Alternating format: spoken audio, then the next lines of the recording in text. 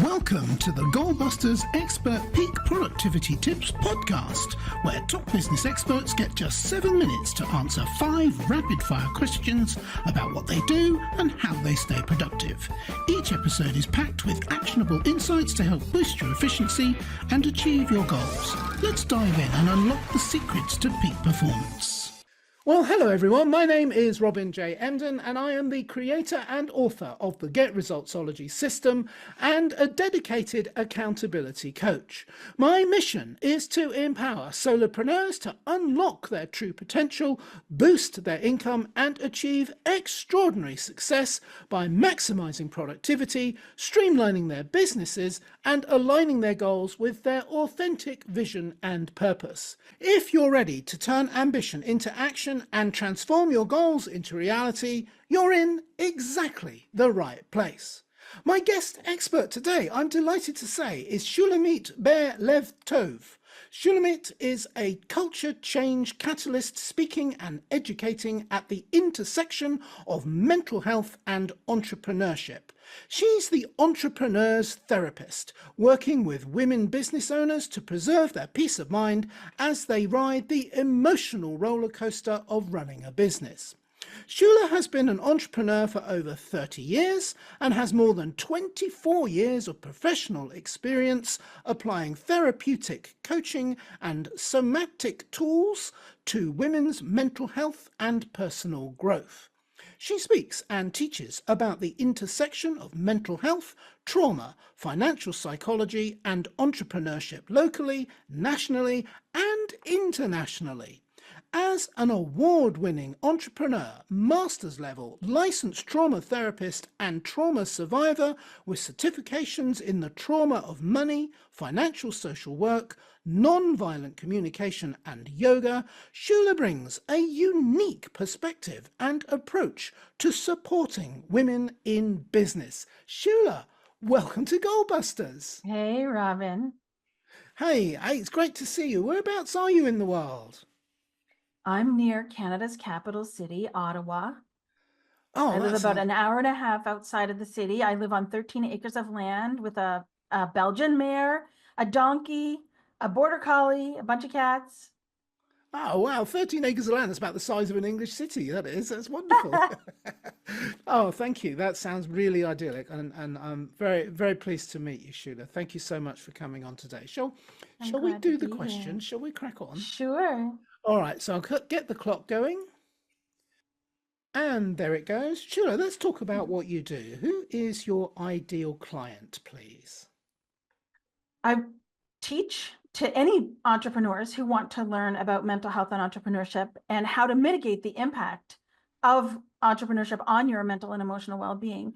And I support specifically women business owners one-to-one, as you said, because it's an emotional roller coaster running a business, and your business success shouldn't cost you your mental health. So I support folks in keeping on an even keel as they handle the stresses of running a business. Yeah, and more so than ever, it feels like that today, doesn't it? Yes, very much so. Absolutely. Okay, so we've touched on it. You've touched on it, but let's delve a little bit deeper into the problem or problems that you solve, please. Sure. Well, there's a researcher in the US, his name is Dr. Michael A. Freeman, and he has done a lot of research into entrepreneurship and mental health. And we entrepreneurs have a double-barreled challenge when it comes to mental health, because entrepreneurs, most in the majority, come from a pool of people in the general population who have already mental health challenges. And so that's what we bring to the party. We come in with our baggage, but then it's what the party brings to us, the stressors of running a business, of being the only one who's responsible for everything, and also who maybe has employees, you have clients, you have contractors, the emotional labor of being a leader, these all, and then of course the financial stresses. This also has an impact on our mental health.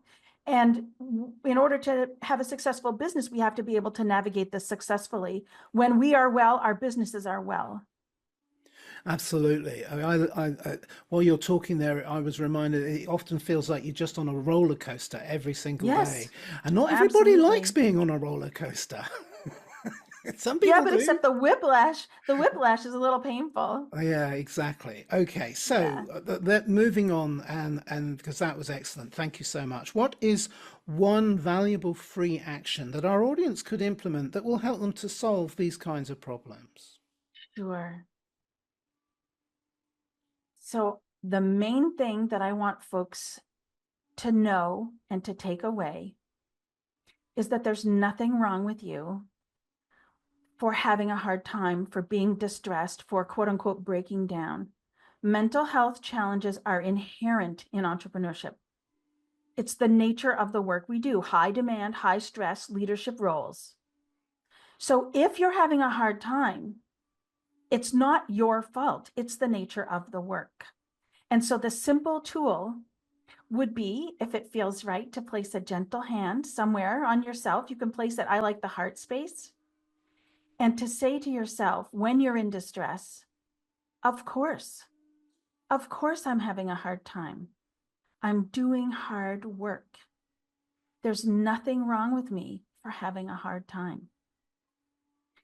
And once you can reassure yourself and connect with yourself in this way, it kind of clears your mind so that then you can focus on the task at hand.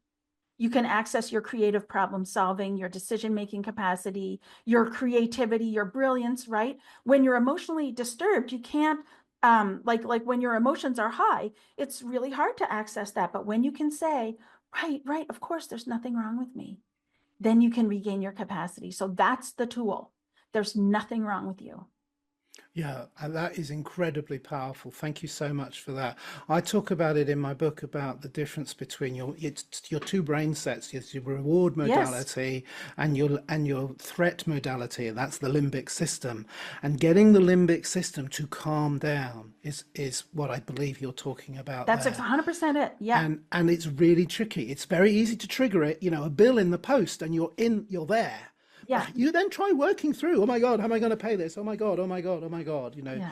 and it's just really frustrating. So perfect. Thank you so much. I love that. You're Thank you. welcome. All right, so let's change the topic a little bit. And now that we've got a better understanding of what you do, I hope you don't mind if we dive into goal busting, which is focusing on how to maximize productive Mm-hmm. time to achieve business goals. So, could you share any tips or advice for someone looking to improve their productivity habits? And by the way, I think you just shared a blinder, but it maybe I'm being greedy and asking for another one. Well, I think they go together. Because the emotional, we call it emotional regulation. We could also call it self-compassion or emotional self-care, emotional connection is the prerequisite for any of the other things. And so they dovetail with one another. So the other things, the thing that I'm excited about right now is a nuanced understanding of time blocking. So I used to put blocks in my calendar. Okay, this is my marketing block. This is my admin block to reduce the context switching, but I was still overscheduling myself. And so I've refined the practice. So what I did was I set my start time and my end time of the day. I set my lunch times and I set my client blocks where I'm doing exclusively client calls. Then I looked at the rest of the time left, broke it into 90-minute blocks. And so now every day I look at the day and I say I have X number of 90-minute blocks and I assign one task to each 90-minute block. I set the timer, I do the work, and then I stop and take a break. And I find that that helps me be really realistic. Like next week, I have so many meetings and other things that I have one 90-minute block in my week. So that 90-minute block is going to be my number one priority. And I've done my planning and my goal setting. So I know what I want to focus on in February. So the one thing I do next week is going to be the thing that moves the needle for me, even though I only have one block. And I find it helps being realistic and not over assigning makes me more effective and less stressed. Yeah, solid advice. Absolutely agree with you. And I love the distinctions you've made there. So, our final question, please, Shula, is what should I have asked you today that I didn't? And of course, your answer, please. I considered this because, of course, you gave me the questions ahead of time, and I really don't think there is anything, but I will take the opportunity to reiterate because I think it's so important. So many people end up in my office thinking there's something wrong with them. They say, I've been through this, that, and the other thing. I don't know what's the matter with me. Why all of a sudden I've been through trauma and stress, but my VA quit and now I can't get out of bed. It's because stress accumulates and potentiates. There's nothing wrong with you. And when people have that realization that, oh, actually, I'm feeling the way I'm supposed to be feeling, that I'm not crazy, so to speak, it alleviates so much. So I'm just taking this opportunity to repeat the really important thing, which is, you're doing hard work. If you're stressed out, there's nothing wrong with you. And you could ask for help. Yes. Perfect. I completely agree with you. That is worth listening to that point and making it again. It's almost like you're just having a conversation with me right now, and there's no one else listening, and it's really powerful. I'm really hearing what you're saying, and it is a very, very real issue that you've raised there. Shula, that was wonderful. So how do people get in touch with you? And also, I'm a bit naughty. I always ask, is there like a valuable free resource that they could get from you as well, please? And we will give a link to that. Yes, thank you. Yes, it'll be in the chat and it'll be in the screen as well. That's right. Shula.ca is my website, SHULA.ca for Canada. And the most valuable resource I have to offer folks is my newsletter. I really go in depth. I don't have launches. I don't have programs. I work one-to-one with folks and that's it. So you're not going to get sales in my newsletter. You're going to get meaty conversations, going in depth to topics like we talked about today. So shula.ca/newsletter is where you can subscribe. Absolutely perfect. Thank you so much. And I love the distinction that you've made there about your newsletter. And I think it's important that people understand that you don't have to be salesy. It isn't always salesy, these things.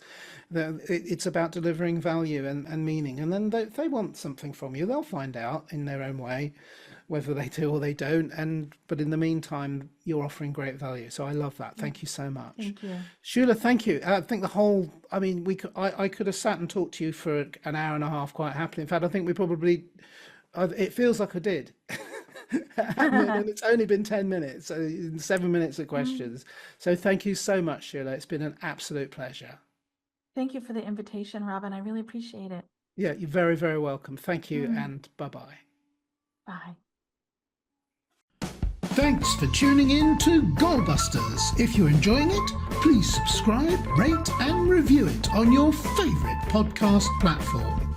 Your support is very much appreciated. And if you're ready to boost your online profits, skyrocket your productivity, crush procrastination and see a positive change in your bank balance, all within just 30 days, this is your opportunity. Take my free 5-day challenge at www.skyrocketyourproductivitychallenge.com.